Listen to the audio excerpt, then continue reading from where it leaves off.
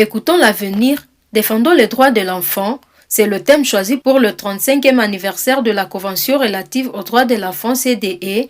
Nous rappelons la Journée internationale des droits de l'enfant célébrée ce 20 novembre 2024. À Goma, la division genre, en collaboration avec les organisations de la société civile engagées dans la promotion des droits de l'enfant, l'ont commémoré à la Maison de la Femme.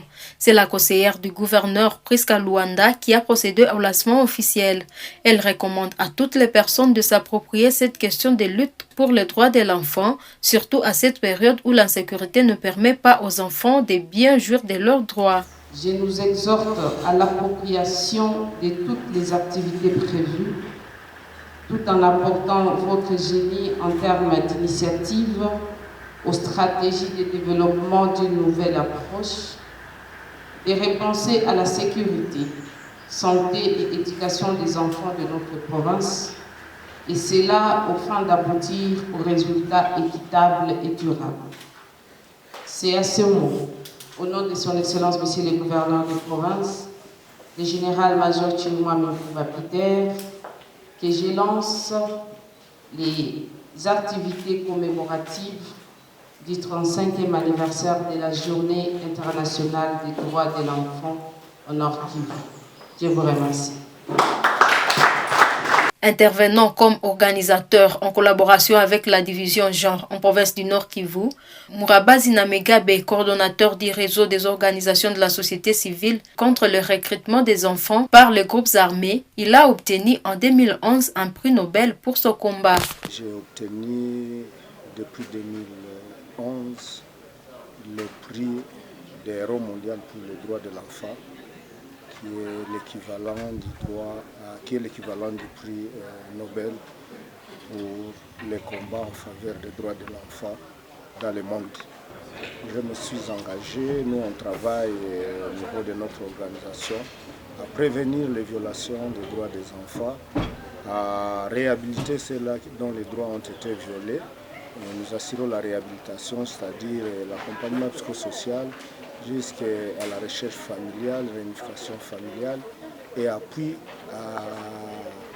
aux enfants à devenir des citoyens utiles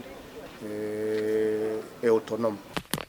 Dans le contexte sécuritaire, ces organisations font face à plusieurs défis lors de leur mission de prévention et réponse, souligne Raphaël Moussengezi, coordonnateur du programme alimentaire droit et développement PADD, une structure membre du réseau en province du Nord Kivu. Il est intervenu sur les statistiques des enfants utilisés dans des groupes armés au Nord Kivu, plus élevés en 2024 par rapport à l'année 2023. Sur toute l'étendue de la province, on a actualisé la cartographie, on a obtenu un chiffre de 83 groupes armés qui sont actifs. La présence des enfants au sein de ces groupes armés, il y a le territoire de Rutshuru. Et le territoire de Rutshuru en soi comptait plus de 7000 enfants au sein des groupes armés. Et parmi ces enfants, on peut citer 727 garçons et 31 filles dans les groupes armés. Le territoire de Masisi en soi, il y avait plus de 700, il y a 691 garçons et 103 filles.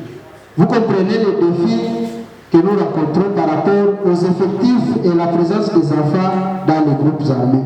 Pour l'année 2024, la situation reste alarmante et là vous allez comprendre que le territoire de Lubero, là on a maintenant beaucoup plus d'enfants associés aux forces et groupes armés et là on a plus de 1845 enfants garçons et 655 enfants filles qui sont encore actifs dans le territoire de Lubero, suivi du territoire de Beni, et en troisième position, il y a le territoire de Rutshuru avec 1476 enfants, garçons et 782 filles. Beaucoup d'actions ont été menées par ces différentes organisations avec comme résultat La sortie des 21 sur 100% des statistiques enregistrées, soit 1851 garçons et 429 filles sur toute l'étendue de la province. Ces organisations demandent aux partenaires de subventionner différents programmes d'accompagnement de ces enfants, dont la vulnérabilité de la CDE qui reste un instrument de promotion des droits de l'enfant, mais aussi obtenir la sortie des centaines d'enfants qui sont encore dans des groupes armés et assurer leur réinsertion communautaire.